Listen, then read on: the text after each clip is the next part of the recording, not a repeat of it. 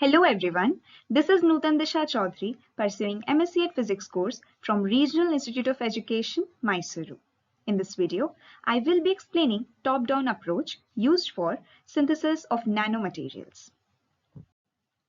As we all know, allowed dimensions of nanomaterials is in the range of 1 to 100 nanometers. Their reduction in size leads to large surface to volume ratio, which is a big deal in nanoscience. Here, you could see a beautiful scanning electron microscope image of gold nanoshell and gold nanogauge, which exhibits different colors due to their wavelength dependent optical response. To synthesize these beautiful nanoparticles, two processes are generally used. First is top-down approach, second is bottom-up approach. Here in the picture, you can see that we start from the bulk and then followed by the fragmentation and then later on creating nanoparticles. But in bottom-up approach, we start with atoms forming clusters and then nanoparticles. So both the approaches are totally different. But today we will be dealing about top-down approach. So in the top-down approach, as I've already mentioned, we start with a bulk solid material, which is having macroscopic dimensions. Now we apply physical forces such as mechanical stress, energetic beams, or material removal processes. Don't worry, I'll be dealing with all of these in later slides. These are actually the techniques.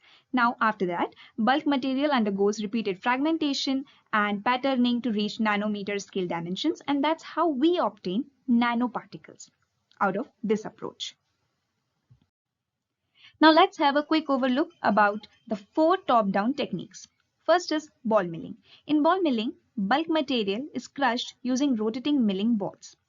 In etching, we create the porous pattern is created, which is mainly used for drug delivery. And in third, which is optical lithography, in which it's a patterning method in which nanoscale structures are created. And the fourth one is pulsed laser deposition, in which laser is used to ablate the material from target and nanomaterials or nanoparticles are formed. So our first technique is ball milling process, in which a bulk solid material is first selected and it is crushed into coarse powder. See, why are we crushing it before? Is because we can't just directly put our bulk inside this and get it crushed. It can't happen. It won't be much fine. We want fine particles, fine nanoparticles. So we are crushing it beforehand and then putting it here. So we are just breaking it into some pieces, then we are putting it here. We have this gas seal. It's a chamber actually. So the powder is loaded into this milling jar along with hard milling balls made of these milling balls. These are steel balls. These milling balls are made up of steel or tungsten carbide or ceramic. Later, this jar is actually sealed and mounted on a rotating or vibrating mill, which is under controlled atmosphere. After this, during rotation, the balls gain kinetic energy. These balls gain kinetic energy and repeatedly collide with each other, crushing the bulk material into nanoparticles. So this impact, this high energy impact and shear forces causes the formation of nanoparticles in this ball milling process. Our second top-down technique is optical lithography. In optical lithography, we have this visual representation. Let us go one by one. In first figure, you can see that we have a substrate here, which is having a thin metal film deposited over it uniformly. In the second figure, or in the second step, we have photoresist is spin coated over this metal film for about, and it is soft baked for about 60 to 100 degrees Celsius for about 20 to 30 minutes to remove solvents or to enhance adhesion.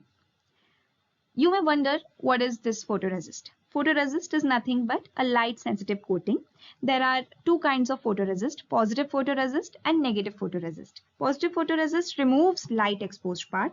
Negative resist keeps light exposed part. Here, the one which we are using is positive photoresist, which removes light exposed part.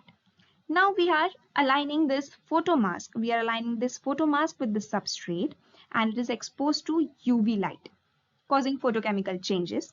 So the light passing through the photomask falls on selective areas of photoresist. Then the parts of photoresist that reacted to the light are washed away, and then remaining photoresist is heated so it becomes strong and firmly attached to the surface. Later, the exposed metal areas are edged away and transferring the pattern from the resist to the metal layer. The remaining photo resist is stripped off. As you can see, there's no photoresist anymore. There's no photoresist. So the remaining photoresist is stripped off, leaving well-defined metal nanostructures on the surface. That's how nano islands, small islands are formed over this metal surface, and that's how nanoparticles are formed. Our third top-down technique is etching. Let us understand it through this visual representation.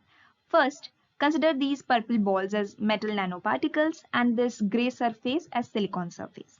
What happens here is we have these metal nanoparticles. These are first spin coated. These are first placed over this silicon surface. Now, there they act as local catalyst.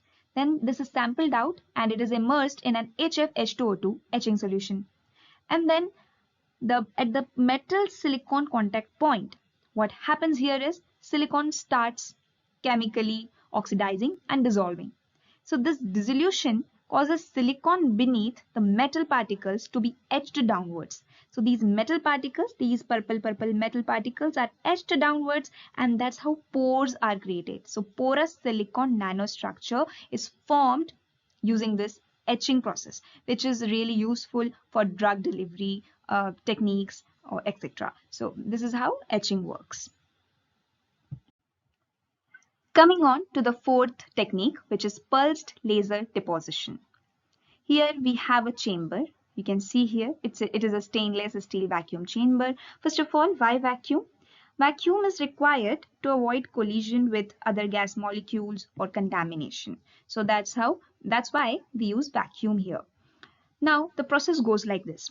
We have a laser, a high energy pulsed laser is focused onto a solid bulk target. We have a bulk material here, so it is focused over it, and then since it is too much intense, it causes laser ablation, which is nothing but ejection of atoms and ions forming small clusters out of this target. So it forms a plume. This whole thing is a plume. Plume is nothing but it's a plasma plume. It is a stream of ionized gases.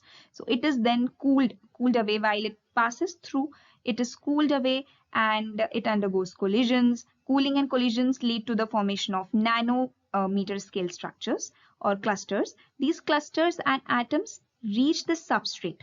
This is the substrate here, and then it reaches here and deposit over it.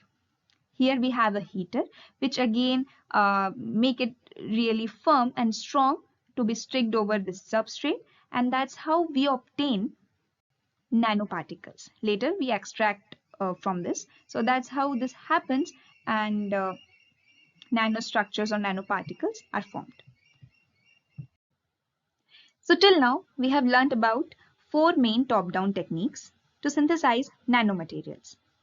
Let us also have a quick look over pros and cons of this approach. First of all, in the ball milling process, which I have explained, it is suitable for large scale production. Later, in lithography process, we have seen that it uses established fabrication methods, which ensures high precision, compatibility, and control. Later, in etching process, we have seen that it enables direct patterning on substrate. We need not put it in a machine and get the pattern. It is like we are just doing it directly, which is really advantageous. Now coming on to the cons. So in ball milling process, we have seen that it is suitable for large scale production, but still we have limited control over its size and shape.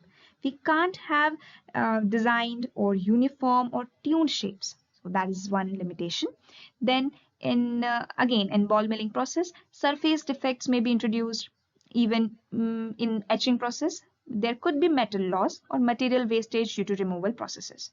So that's all about the pros and cons of this top-down approach. I hope you found this video helpful. Keep exploring, keep learning. Thank you very much.